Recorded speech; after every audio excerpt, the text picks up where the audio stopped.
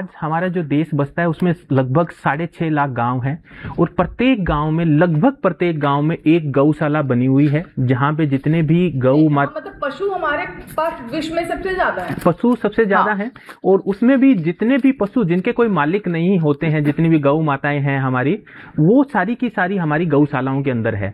तो जो गौशालाएं हैं वो लगभग हर गांव में उपलब्ध है और वो गौशालाओं में पर्याप्त मात्रा में गोबर की देसी खाद उपलब्ध होती है। वहां से हमारे किसान भाई देसी खाद के रूप में गोबर ले सकते हैं, उसको सरल कंपोस्ट में भी बदल सकते हैं।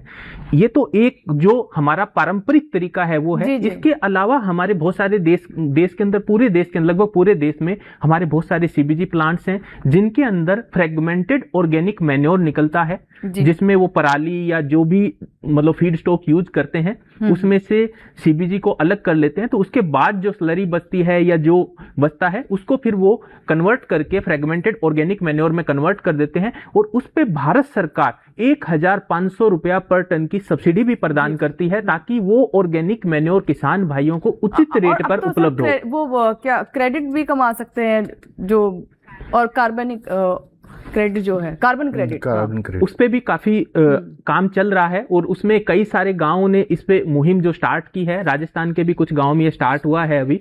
तो ये जो कार्बन क्रेडिट का जो कंसेप्ट है वो भी धीरे धीरे आगे बढ़ेगा। इस पे भी हमारे बहुत सारे किसान भाइयों को अवेयर हो रहे हैं इसके बारे में कि हम उससे कैसे पैसा कमा सकते हैं।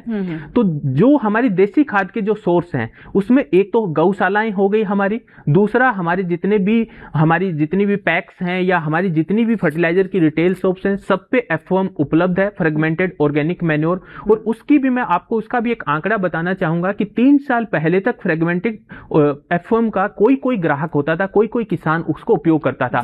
लेकिन मैं बात करूं 2025-26 की, तो इस साल लगभग 25 lakh ton fragmented organic manure हमारे किसान भाइयों ने खरीद कर अपने खेतों में डाला है। ये बहुत सुखद आंकड़े हैं और इससे ये पता चलता है कि सरकार जो प्रयास कर रही है या फिर लोगों तक जो हम भी मतलब अपने चैनल के माध्यम से भी जानकारी पहुंचाने का प्रयास कर रहे हैं, उसका प्रभाव कहीं ना कहीं दिखाई जरूर दे रहा है और यही हमारी कोशिश भी होती है।